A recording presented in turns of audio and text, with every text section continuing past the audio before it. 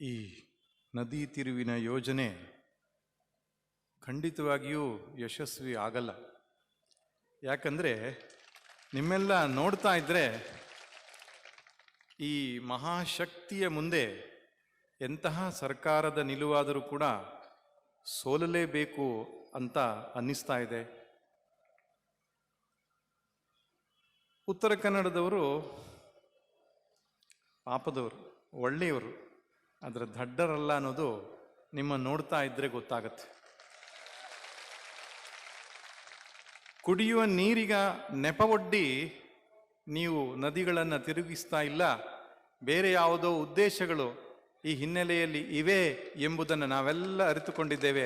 ಅದಕ್ಕೆ ನಾವು ಸೇರಿದ್ದೇವೆ. ಖಂಡಿತವಾಗಿ ಈ ಯೋಜನೆಯನ್ನು ಮಾಡಲಿಕ್ಕೆ ಬಿಡೋದಿಲ್ಲ ಅಂತಕ್ಕಂತಹ ಬಲವಾದಂತಹ ಘೋಷ ನಿಮ್ಮ ಈ ಉಪಸ್ಥಿತಿಯಿಂದ ನಮಗೆ ಗೊತ್ತಾಗ್ತಾ ಇದೆ. ಇನ್ನೊಂದು ಕಾರಣವೂ ಇದೆ ಈ ಯೋಜನೆ ಕೈಗೂಡದೇ ಇರೋದಕ್ಕೆ. ಪರಮ ಪೂಜ್ಯ ಸ್ವರ್ಣವಲ್ಲಿ ಶ್ರೀಗಳು ಗಂಗೆಯನ್ನು ತಲೆ ಮೇಲೆ ಹೊತ್ತುಕೊಂಡಿದ್ದಾರೆ. ಅವರಿಗೆ ಗಂಗಾಧರ ಅಂತ ಹೆಸರು. ಅನೇಕ ವರ್ಷಗಳಿಂದ ಅವರು ಹೋರಾಟವನ್ನು ಮುಂದುವರಿಸಿಕೊಂಡು ಬಂದಿದ್ದಾರೆ.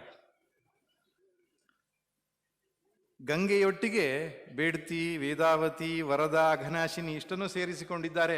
ಹೋರಾಟವನ್ನು ಮುಂದುವರಿಸಿಕೊಂಡು ಬಂದಿದ್ದಾರೆ. ಅಷ್ಟೇ ಅಲ್ಲ, ಅವರು ಹೇಳ್ತಿದ್ದಾರೆ ಈ ಹೋರಾಟ ನಿಲ್ಲೋದಿಲ್ಲ ಅಂತ. ಹೋರಾಡು ಬೀಳ್ವನ್ನ ಮೊಬ್ಬೊಂಟಿಯಾದೊಡಂ, ಧೀರ ಪಥವನೆ ಬೆದುಕು ಸಕಲ ಸಮಯದೊಳಂ, ದೂರದಲ್ಲಿ ಗೊಣಗುತ್ತ ಬಾಳ್ವ ಬಾಳ್ಗೇನು ಬೆಲೆ, ಹೋರಿ ಸತ್ವವ ಮೆರೆ ಸೋಮಂಕುತಿಮ್ಮ. ಸತ್ತೆನೆಂದೆನ ಬೇಡ, ಸೋತೆನೆಂದೆನ ಬೇಡ, ಬತ್ತಿ ತೆನ್ನೋಳು ಸತ್ವದೂಟೆಯನ ಬೇಡ.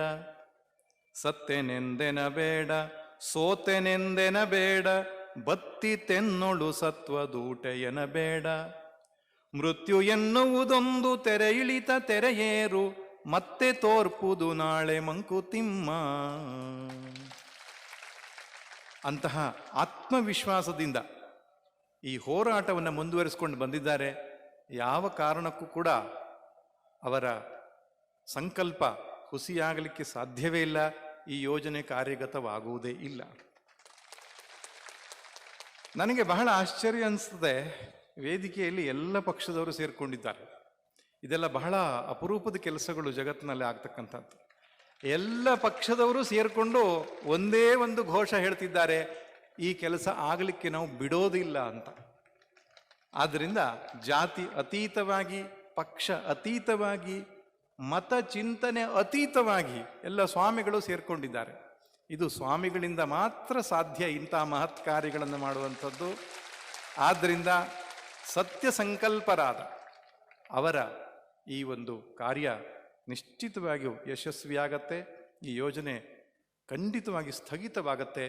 ಉತ್ತರ ಕನ್ನಡದ ಈ ಸುಂದರ ವನರಾಜಿ, ಜಲ, ನೆಲ ಸುರಕ್ಷಿತವಾಗಿರುತ್ತೆ ಅಂತ ಹೇಳ್ತಾ ಎಲ್ಲರಿಗೂ ಶುಭವಾಗಲಿ. ಈ ಹೋರಾಟದ ಪ್ರಜ್ಞೆ ಮುಂದುವರಿಯಲಿ. ಪ್ರತಿನಿತ್ಯ ದೇವರಿಗೆ ಒಂದು ಹೂ ಹಾಕುವಾಗ ಅಘನಾಶಿನಿ, ವೇದಾವತಿಯ ರಕ್ಷಣೆಯಾಗಲಿ ಭಗವಂತ ಅಂತ ಒಮ್ಮೆ ಸ್ಮರಣೆ ಮಾಡಿ ಭಗವಂತನಲ್ಲಿಯೂ ಕೂಡ ಒಂದು ಅರ್ಜಿಯನ್ನು ಸಲ್ಲಿಸೋಣ. ಪುರುಷ ಪ್ರಯತ್ನ, ಈಶ್ವರ ಕೃಪೆ ಎರಡೂ ಸೇರಿದರೆ ಖಂಡಿತವಾಗಿಯೂ ನಮ್ಮ ಕಾರ್ಯ ಕೈಗೂಡುತ್ತೆ ಅಂತ ಹೇಳ್ತಾ ಎಲ್ಲರಿಗೂ ಮಂಗಳವನ್ನು ಬಯಸಿ ನನ್ನ ಮಾತು ಮುಗಿಸ್ತೇನೆ.